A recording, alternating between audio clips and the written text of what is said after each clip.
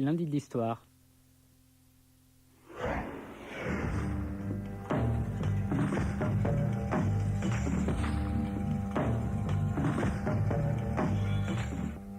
Les lundis de l'histoire, Michel Perrault, Arlette Farge.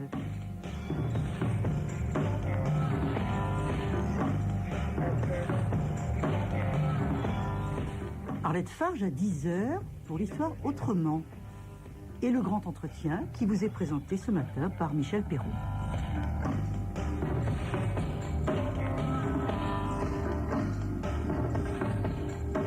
Bonjour. Notre grand entretien est consacré aujourd'hui à des gens un peu oubliés. Saint-Simon, le comte, à ne pas confondre avec le duc, mémorialiste de Louis XIV. Enfantin, Fourier, Considérant, l'anglais Owen et les autres. On les appelle parfois socialistes utopiques, alors qu'ils se souciaient plus que d'autres des problèmes de leur temps, l'industrie, le paupérisme, les techniques, la ville, et qu'ils tentaient d'élaborer des solutions. Merci Antoine Picon, Frédéric Moret, de nous aider à retrouver ces penseurs de la modernité. Antoine Picon, vous avez un parcours assez extraordinaire, vous êtes polytechnicien, vous avez été architecte, ingénieur, professeur à l'école des ponts et chaussées, et vous êtes actuellement professeur à Harvard. Vous avez travaillé sur l'histoire des techniques, de l'architecture, des villes, des ingénieurs. Vous avez consacré, il y a une dizaine d'années, un livre à l'invention de l'ingénieur moderne, qui a été publié à l'école des ponts et chaussées. Et votre livre, aujourd'hui, s'appelle « Les Saint-Simoniens, raison, imaginaire et utopie ». Et il vient de paraître aux éditions Belin. Frédéric Moret, vous êtes historien, vous êtes maître de conférence à l'université de Marne-la-Vallée, et votre livre, pour lequel vous êtes là ce matin, et pour discuter avec Antoine Picon, s'appelle « Les socialistes et la ville, Grande-Bretagne, France, 1820-1850 ». Il a été publié aux presses de l'École normale supérieure de Fontenay en 2000, je crois, ou 1999. Enfin, il n'y a vraiment pas très longtemps. Je voulais d'ailleurs vous inviter plus tôt, mais l'opportunité nous est ce matin bien donnée. Alors, j'ai dit tout à l'heure que ces hommes que nous venons de nommer, comme ça, d'énumérer, étaient un petit peu oubliés, ont été oubliés à un certain moment, mais j'ai quand même l'impression qu'on les redécouvre, ne serait-ce qu'avec vos livres. Qu'en pensez-vous, Antoine Picon ? Oui, je crois qu'il y a un intérêt à nouveau pour ce qu'on considère parfois comme l'utopie, c'est-à-dire ce désir d'inventer un avenir différent, peut-être parce que nous sommes aujourd'hui dans une période d'incertitude où se fait peut-être besoin d'imaginer un autre futur que celui qu'on nous assigne parfois. Donc je pense que c'est peut-être une des raisons de la redécouverte aujourd'hui. Et puis aussi parce que ce sont un ensemble de personnages dont l'imagination est tout à fait étonnante et présente des caractères singulièrement contemporains. Oui. Parmi les travaux, il est vrai qu'avant les historiens, les philosophes se sont beaucoup intéressés aux Saint-Simoniens, par exemple, aux fourriéristes. Je pense au beau livre de Jacques Rancière, La nuit des prolétaires, dont on aura peut-être l'occasion de parler. Puis vous parliez d'utopie, les travaux récents de Michel Rio-Sarcey, avec laquelle vous avez collaboré, je crois, un dictionnaire des utopies. Et puis son livre, Le réel des utopies, qui montre d'ailleurs comment on essaie de prendre à bras le corps le problème des utopies aujourd'hui. Et vous, Frédéric Moret, que pensez-vous de cet oubli redécouverte ? Concernant en particulier Fourier, et je crois que c'est valable aussi pour Owen, c'est vrai qu'il y avait, moi quand j'ai commencé mes recherches, il y avait une bibliographie qui datait très largement des années 70. Qui était dans la mouvance, j'allais dire, très largement post-68 arde, autour de la redécouverte des écrits, notamment du Nouveau Monde amoureux de Fourier, qui apparaissait un petit peu comme une préfiguration de la liberté sexuelle, etc. Et c'est vrai que c'est beaucoup par des historiens anglo-saxons, naturellement, sur Owen, ça semble assez légitime, mais également sur Fourier, qu'on a vu renaître des travaux, en particulier.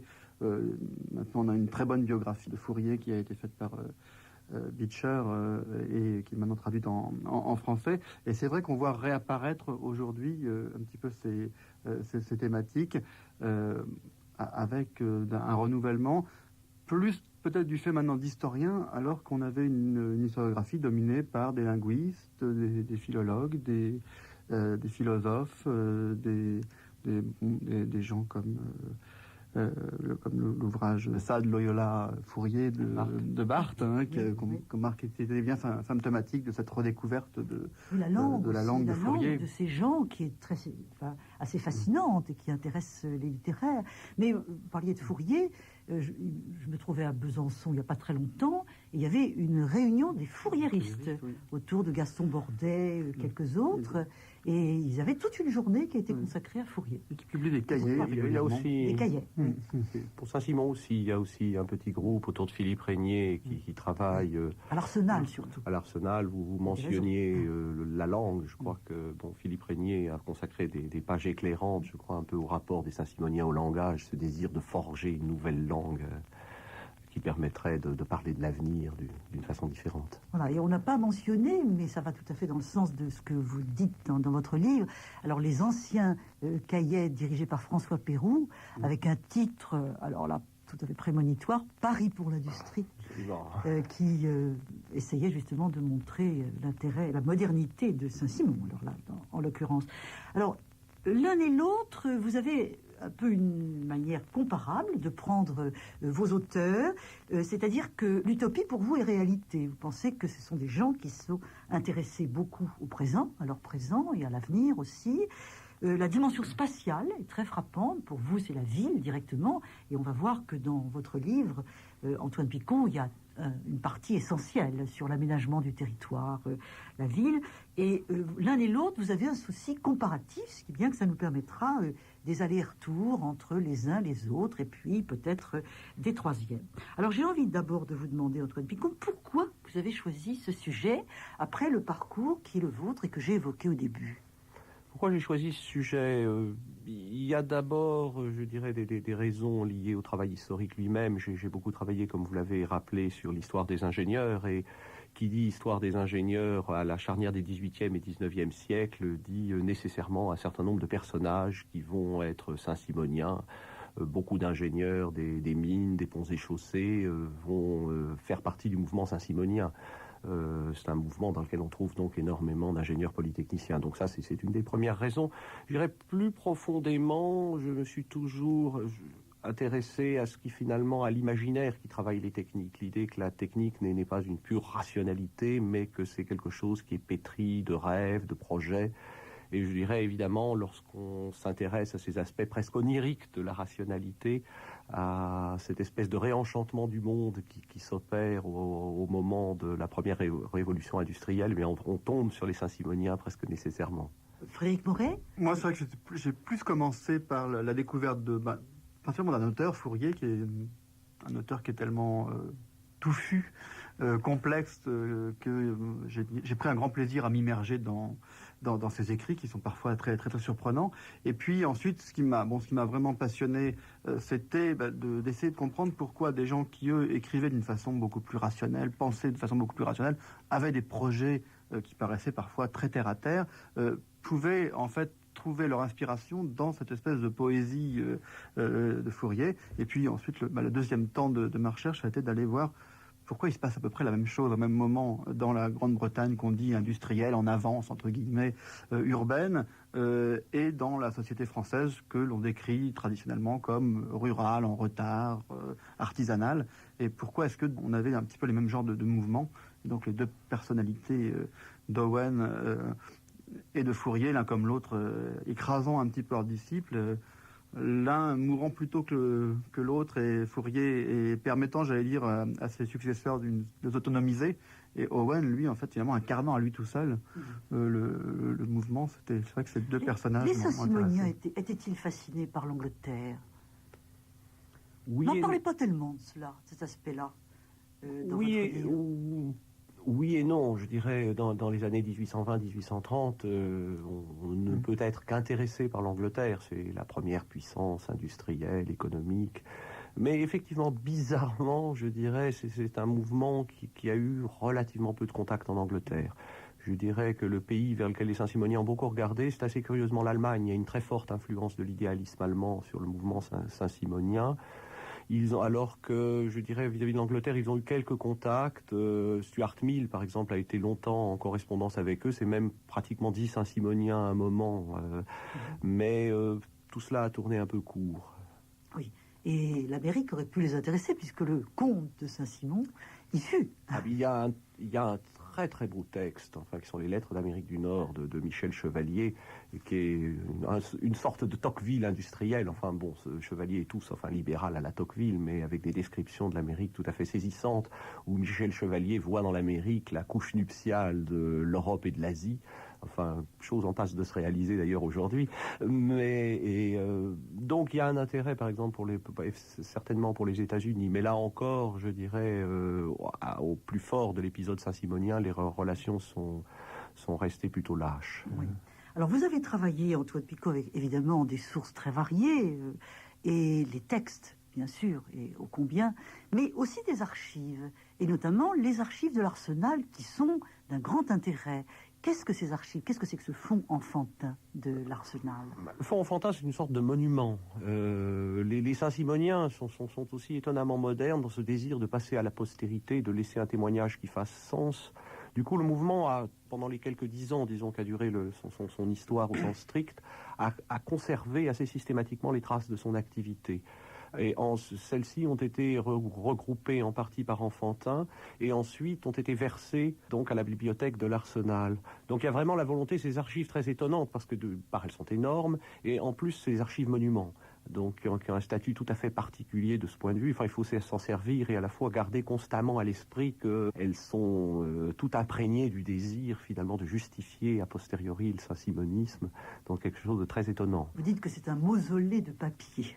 Oui, c'est un lourd mausolée de papier parce que vous avez les archives et puis ils ont aussi collectionné, ils ont énormément publié des libelles, des tracts, ils ont dirigé plusieurs journaux, dont certains qu'ils ont créés. Le producteur, et tout cela le Globe. était le producteur, l'organisateur, le Globe, et tout ça a été conservé donc aussi assez systématiquement, des milliers de brochures. Donc il y a aussi toute une collection imprimée qui est tout à fait spectaculaire.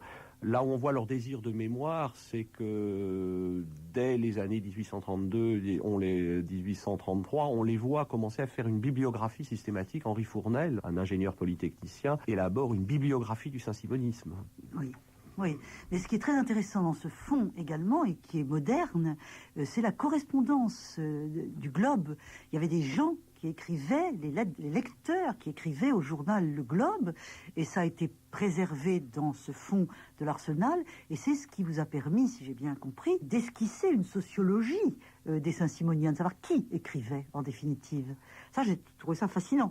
Et Michel Riault-Sarcey, d'ailleurs, a publié des lettres des femmes, des dames au Globe, où l'on voit, on en reparlera sûrement, que parmi les Saint-Simoniens, il y avait des Saint-Simoniennes aussi. Oui, tout à fait. C'est un aspect très important du mouvement. Ça va de pair, je crois, avec cette idée aussi de fonctionner en réseau, qui marque très profondément le mouvement. C'est-à-dire ce mouvement se veut un réseau en des termes presque contemporains, d'où l'idée finalement de demander, de chercher une sorte de feedback entre le lectorat et les rédacteurs du journal. Oui. Est-ce que vous aviez des archives aussi importantes pour Fourier?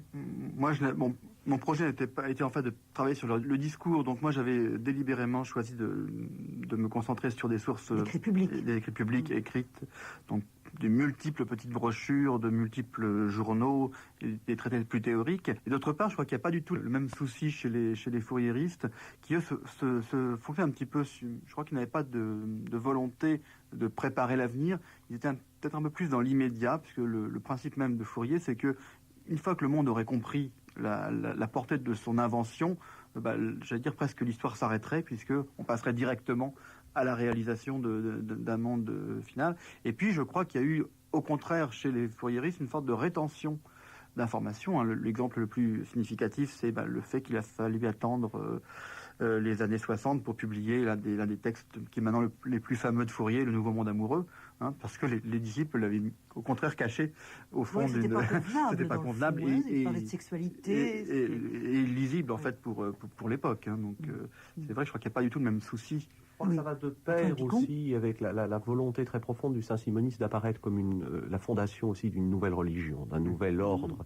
éthique et religieux, d'où cette idée finalement de constituer une genèse, un évangile, même des actes des apôtres de cette nouvelle religion. Et finalement l'archive est aussi ce qu'il reste de ce projet finalement d'un nouveau livre qui retracerait finalement l'engendrement de cette nouvelle religion. Oui.